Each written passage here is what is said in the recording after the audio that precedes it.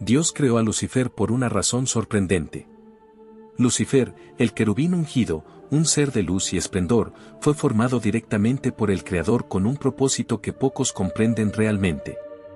Su origen es envuelto en misterio, pero la razón de su existencia es aún más impactante.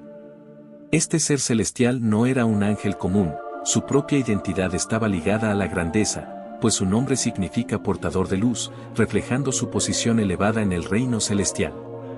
Pero, ¿por qué Dios creó a Lucifer sabiendo que este ángel se volvería en su contra? ¿Por qué permitió que existiera un ser que más tarde encabezaría la mayor rebelión contra el Altísimo? Lo cierto es que Lucifer no fue un accidente ni una anomalía en la creación, sino una pieza clave dentro de un plan divino mucho más grande. La Biblia nos ofrece pistas sobre su verdadera identidad y propósito. En el libro del profeta Ezequiel, capítulo 28, se encuentra una revelación impactante acerca de él. Así dice el Señor Dios: eras el sello de la perfección, lleno de sabiduría y perfecto en hermosura. Estuviste en Edén, el jardín de Dios, toda piedra preciosa era tu vestidura. Fuiste querubín ungido para proteger, yo te establecí en el monte santo de Dios, en medio de piedras de fuego caminabas. Este pasaje deja claro que Lucifer no solo fue creado con magnificencia, sino que desempeñaba una función sumamente importante. No era un ángel cualquiera, era un querubín ungido, una categoría especial de seres espirituales con acceso directo a la presencia de Dios. Su misión era ser un guardián en la esfera celestial, una posición de honor, confianza y responsabilidad que le fue otorgada por el Creador. Pero, ¿qué significa realmente ser un querubín ungido? A lo largo de las Escrituras, los querubines aparecen como guardianes de lo sagrado, seres con un papel clave en la manifestación de la gloria de Dios. En el libro del Éxodo, los querubines se describen cubriendo el arca de la alianza con sus alas, representando la presencia divina entre los hombres. Éxodo 25, del 18 al 20, sugiere que Lucifer tenía una responsabilidad similar, ser un reflejo de la gloria y la santidad de Dios. Pero si Lucifer fue creado perfecto, hermoso y lleno de sabiduría, ¿cómo pudo surgir la corrupción en él? La Biblia no dice que Dios haya creado el mal, sino que Lucifer, por su propia voluntad, se desvió de la perfección. El mismo Ezequiel lo aclara: eras perfecto en todos tus caminos desde el día en que fuiste creado, hasta que se halló en ti maldad. Este detalle es fundamental: su caída no fue causada por una fuerza externa, sino por una transformación interna. Pero, ¿qué significa exactamente esta maldad? El profeta Isaías nos da más detalles sobre lo que sucedió en el corazón de Lucifer. Como caíste del cielo, oh lucero, hijo de la mañana. Cortado fuiste por tierra, tú que debilitabas a las naciones. Y tú dijiste en tu corazón: subiré al cielo, por encima de las estrellas de Dios levantaré mi trono, seré semejante al Altísimo. Isaías 14, 12 al 14. Aquí se encuentra la clave de su rebelión. Lucifer no buscaba destronar a Dios, sino alcanzar una posición de igual autoridad y gloria.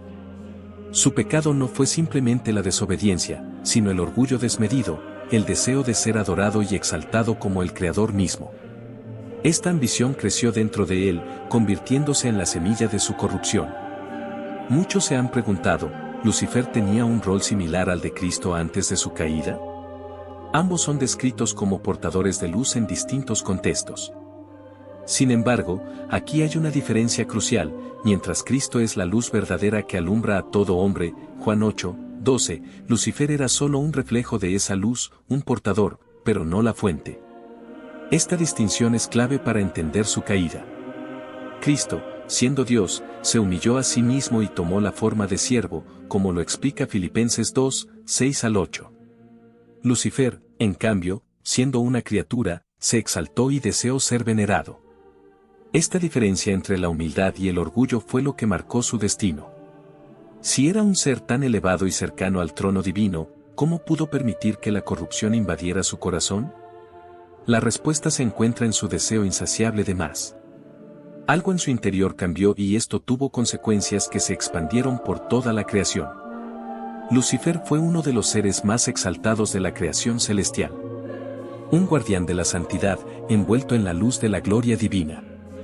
Pero un pensamiento se gestó en él, un anhelo prohibido que lo llevaría a un camino sin retorno. La Biblia nos muestra cómo su deseo de grandeza lo llevó a desafiar el orden divino. Su pecado fue la arrogancia de querer ser reconocido y venerado al mismo nivel que su Creador. Sin embargo, su rebelión no fue instantánea, fue un proceso, un crecimiento progresivo de orgullo que lo consumió. El profeta Ezequiel lo describe con claridad: se enalteció tu corazón a causa de tu hermosura, corrompiste tu sabiduría a causa de tu esplendor. Lo que Dios le había dado como un don, Lucifer lo usó para justificarse en su deseo de ser más. Y no estaba solo en esta ambición. El libro de Apocalipsis nos da un vistazo a lo que ocurrió en el mundo espiritual. Hubo una batalla en el cielo, Miguel y sus ángeles lucharon contra el dragón, y el dragón y sus ángeles pelearon, pero no prevalecieron. Y su lugar no se encontró más en el cielo. El desenlace de esta historia nos revela que la justicia divina siempre prevalecerá, y que la rebelión nunca podrá superar el propósito eterno de Dios. El gran dragón, la serpiente antigua llamada Diablo y Satanás, quien engaña a todo el mundo, fue arrojado a la tierra junto con sus ángeles. Apocalipsis, capítulo 12, versículos 7 al 9. Aquí vemos que Lucifer no cayó solo. Logró convencer a una tercera parte de los ángeles para que se unieran a su rebelión. Apocalipsis, capítulo 12, versículo 4. ¿Cómo lo hizo? La Biblia no entra en detalles, pero podemos imaginar que utilizó su astucia, influencia y palabras persuasivas para atraer a aquellos que estaban bajo su liderazgo. Sin embargo, había una barrera que no previó: la fidelidad de los ejércitos celestiales y la autoridad del mismo Dios. Cuando llegó el momento, el arcángel Miguel y los ángeles fieles a Dios se levantaron contra él. El resultado fue una guerra cósmica, una batalla espiritual que terminó con la expulsión definitiva de Lucifer y sus seguidores. El portador de luz ahora se convirtió en Satanás, el adversario, el engañador de toda la humanidad. Su gloria fue reemplazada por la vergüenza, su poder por la condenación.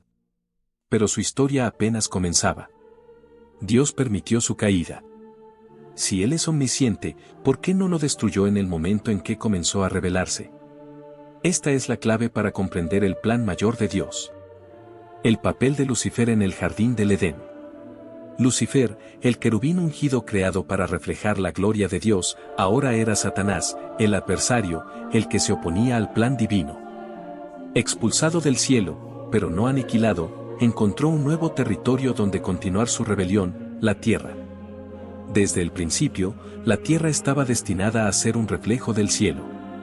Cuando Dios creó al hombre y a la mujer a su imagen, les otorgó un don incomparable: la comunión directa con el Creador y autoridad sobre toda la creación.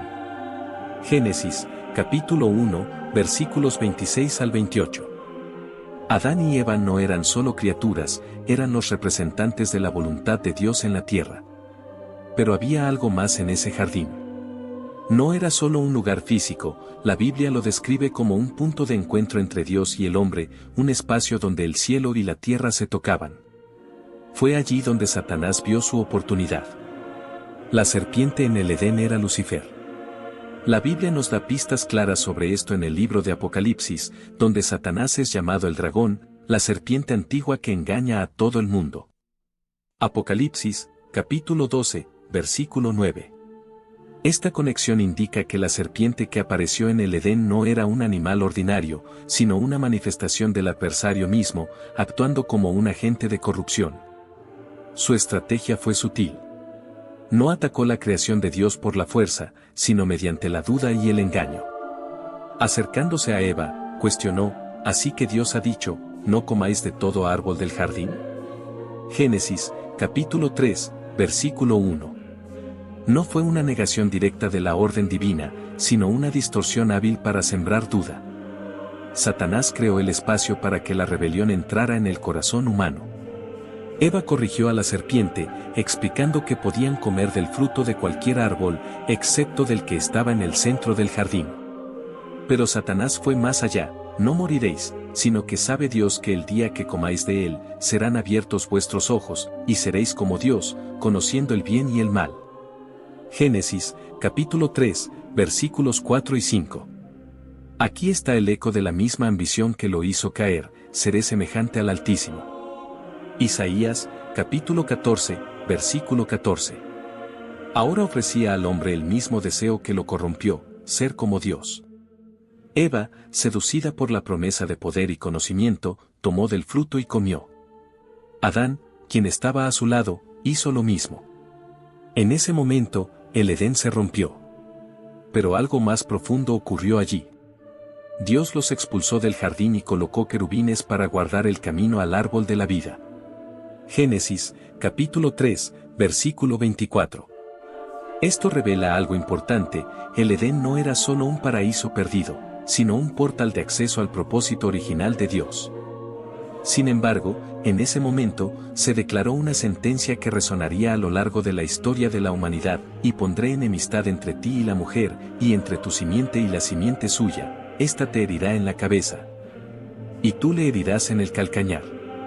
Génesis, capítulo 3, versículo 15. Esta es la primera profecía mesiánica registrada en las Escrituras. Dios estaba declarando que un día, la descendencia de la mujer aplastaría la cabeza de la serpiente, destruyendo su poder. Satanás ganó en el Edén, pero su victoria sería temporal. El plan de Dios ya estaba en marcha y la redención de la humanidad llegaría en el momento señalado. Pero, ¿por qué Dios permitió que todo esto ocurriera si ya sabía de la rebelión de Lucifer y la caída del hombre? ¿Por qué no intervino? ¿Por qué creó a Lucifer si sabía que caería? Antes de continuar, si este contenido ha bendecido tu vida, comenta amén y compártelo. Tu participación es clave para que más personas puedan ser alcanzadas. Si Dios es omnisciente y sabía que Lucifer se rebelaría, ¿por qué lo creó? ¿Por qué permitir que un ser tan glorioso se convirtiera en el enemigo de la creación? Esta es una de las preguntas más profundas de la teología, y la respuesta se encuentra en la misma naturaleza del Creador. La Biblia revela un principio esencial: Dios no quiere siervos programados, sino seres capaces de elegir amarlo y seguirlo voluntariamente. El apóstol Pablo escribe: porque en él fueron creadas todas las cosas, en los cielos y en la tierra, visibles e invisibles, sean tronos, sean dominios, sean principados, sean potestades. Todo fue creado por medio de él y para él. Colosenses, capítulo 1, versículo 16. Esto significa que todo lo que existe tiene un propósito dentro del plan divino, incluso aquello que parece contrario a la voluntad de Dios. Si Dios hubiera creado solo seres incapaces de elegir, no habría adoración genuina. El libre albedrío es una expresión del amor divino, porque sin libertad no puede haber devoción verdadera. Lucifer y los ángeles tenían esta libertad, al igual que la humanidad. Pero, ¿por qué permitir la caída? La respuesta se encuentra en un principio sorprendente. Dios permitió el mal para que el bien supremo pudiera ser revelado. El apóstol Pablo expresa esta verdad con claridad: porque la creación fue sujetada a vanidad, no por su propia voluntad, sino por causa del que la sujetó en esperanza. Porque también la creación misma será libertada de la esclavitud de corrupción, a la libertad gloriosa de los hijos de Dios. Romanos, capítulo 8, versículos 20 y 21. Este ciclo revela que Dios permitió que el mal existiera temporalmente porque sabía que, al final, su gloria se manifestaría de manera aún mayor. Sin la caída de Lucifer, no habría contraste entre la luz y las tinieblas. Sin el pecado, el mundo no conocería la profundidad de la gracia. Sin la cruz, nunca conoceríamos el verdadero amor de Dios. El plan de redención no fue una respuesta a la rebelión, sino algo que ya existía antes de la fundación del mundo. Pedro escribe: sabiendo que fuisteis rescatados no con cosas corruptibles, como oro o plata, sino con la sangre preciosa de Cristo, como de un cordero sin mancha y sin contaminación, ya destinado desde antes de la fundación del mundo. Primera de Pedro, capítulo 1, versículo 20. Esto significa que la muerte y resurrección de Cristo ya formaban parte del plan divino antes de la creación. Dios sabía que el hombre pecaría, que el diablo se levantaría contra él y, aún así, permitió todo esto porque el final ya estaba decretado. Si Lucifer nunca hubiera caído, la humanidad nunca conocería la profundidad de la misericordia de Dios, la grandeza de su justicia y la inmensidad de su amor. La rebelión no cambió el plan de Dios, solo reveló más intensamente la gloria de aquel que gobierna todas las cosas. Pero si la caída de Lucifer y del hombre formaban parte del plan, ¿qué quiere realmente Dios para la humanidad? El destino final del mundo sigue guardando un gran misterio, la restauración de todas las cosas, el plan original de Dios. El jardín del Edén fue el punto de partida para la humanidad, un lugar donde la presencia de Dios era tangible y donde el hombre disfrutaba de comunión directa con el Creador. Pero también había dos elementos clave que cambiarían para siempre el curso de la historia. La Biblia dice, y Jehová Dios hizo nacer de la tierra todo árbol delicioso a la vista, y bueno para comer, también el árbol de la vida en medio del huerto, y el árbol de la ciencia del bien y del mal. Génesis, capítulo 2, versículo 9. La mayoría se enfoca en el árbol del conocimiento, ya que a través de él entró el pecado en el mundo. Pero la clave del plan de Dios estaba en el otro árbol, el árbol de la vida. Dios nunca prohibió a Adán y Eva comer de este árbol. Por el contrario, era un símbolo de la vida eterna, de la continuidad del estado perfecto en el que el hombre fue creado. Pero cuando el pecado entró, algo sucedió.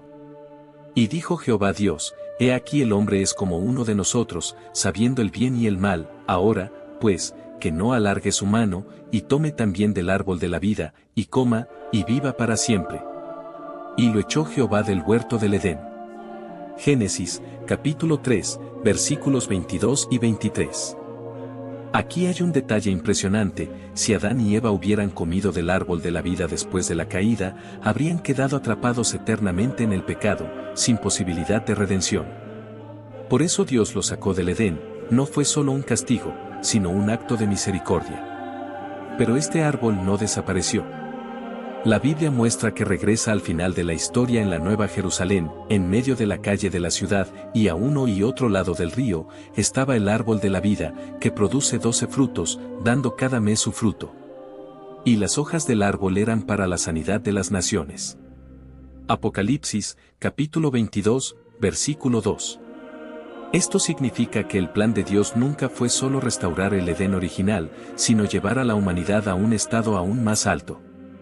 Si el Edén era un reflejo del cielo, la Nueva Jerusalén será su plenitud. En el Edén solo había una pareja, en la Nueva Jerusalén habrá una multitud de redimidos. En el Edén, la presencia de Dios venía al atardecer, en la Nueva Jerusalén, Dios habitará para siempre con su pueblo. El apóstol Juan describe esta gloria final: vi un cielo nuevo y una tierra nueva. Y oí una gran voz del cielo que decía, he aquí el tabernáculo de Dios con los hombres, y él morará con ellos, y ellos serán su pueblo, y Dios mismo estará con ellos como su Dios. Apocalipsis, capítulo 21, versículos 1 al 3. Todo lo que ha ocurrido, desde la caída de Lucifer hasta la historia de la humanidad, converge en este momento final. Pero, ¿qué sucederá con aquel que intentó destruir este plan? Desde el momento en que Lucifer se rebeló, su destino ya estaba decretado. Fue expulsado del cielo, maldito en el Edén, derrotado en la cruz y, al final de los tiempos, enfrentará su condenación definitiva. Pero, ¿por qué Dios no lo destruyó inmediatamente? La Biblia enseña que Satanás no actúa fuera del control de Dios. En varios pasajes, vemos que necesita permiso para afectar la vida de los hombres.